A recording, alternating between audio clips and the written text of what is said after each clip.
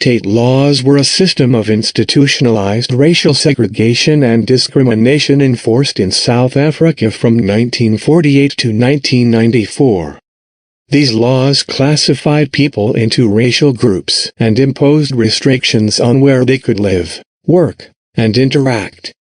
Key aspects included forced removals, restrictions on movement, and political disenfranchisement.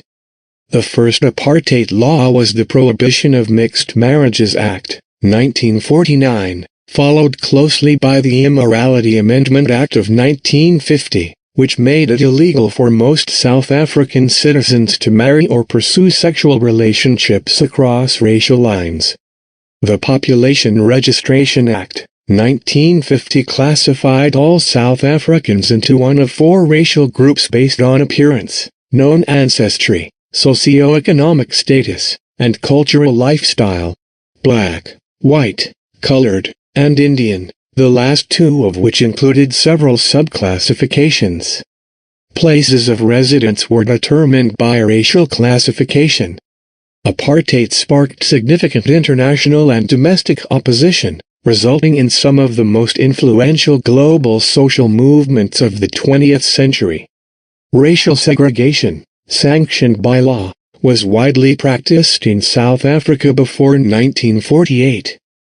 But when the National Party, led by Daniel F. Malan, gained office that year, it extended the policy and gave it the name apartheid.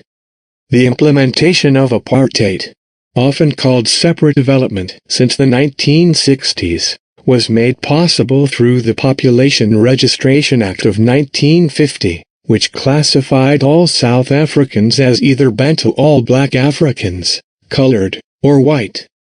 A fourth category, Asian, Indian and Pakistani, was later added. One of the other most significant acts in terms of forming the basis of the apartheid system was the Group Areas Act of 1950.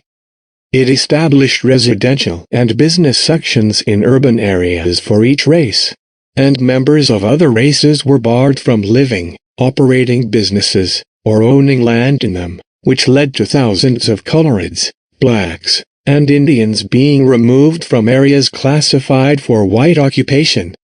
In practice, this act and two others in 1954 and 1955, which became known collectively as the Land Acts, completed a process that had begun with similar land acts adopted in 1913 and 1936. The end result was to set aside more than 80% of South Africa's land for the white minority. To help enforce the segregation of the races and prevent blacks from encroaching on white areas, the government strengthened the existing pass laws, which required non-whites to carry documents authorizing their presence in restricted areas. Anti-apartheid campaigner who turned to terrorism and was executed after a bomb attack on a railway station, Frederick John Harris. John Harris was born on the 4th of July 1937, in South Africa. He was a schoolteacher, and he was chairman of SANROC, the South African Non-Racial Olympic Committee, which in 1964 petitioned the International Olympic Committee to have South Africa excluded from the Olympics for fielding a white-only team. He was also one of the members of the nearly all-white African resistance movement and the first and only white man to be hanged for a politically inspired offense in the years after the 1960 Sharpeville emergency. He was banned in February 1964, a few months before police moved to smash the underground ARM.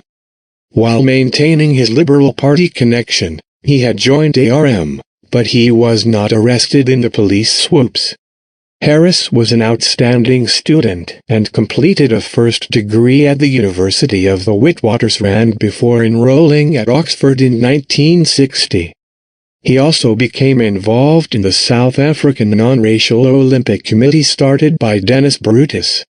On July 24, 1964, he planted a bomb in the Johannesburg railway station in the hope this demonstration of defiance might spark opposition to the government. A telephone warning was too late to prevent the explosion, which killed one old woman and injured a dozen others, and produced a horrified reaction amongst the white population. Harris was caught and on April 1 of 1965 went to the gallows, reportedly singing. He left Britain a year later for a combination of financial and personal reasons. South Africa was on the boil and he wanted to be part of the anti-apartheid struggle. He was forced to resign from the Liberal Party and from SANRC when he was issued a banning order in February 1964. Frederick John Harris was represented at trial by David Soggett, who later became one of South Africa's most prominent civil rights lawyers. Harris was convicted of murder and hanged on the 1st of April 1965. He went to the gallows singing "We Shall Overcome," a civil rights movement protest song. Frederick John Harris was the only white person executed for crimes committed in resistance to apartheid. During the apartheid era in South Africa, political opponents of the regime were frequently subjected to the death penalty, often through executions by hanging at Pretoria Central Prison.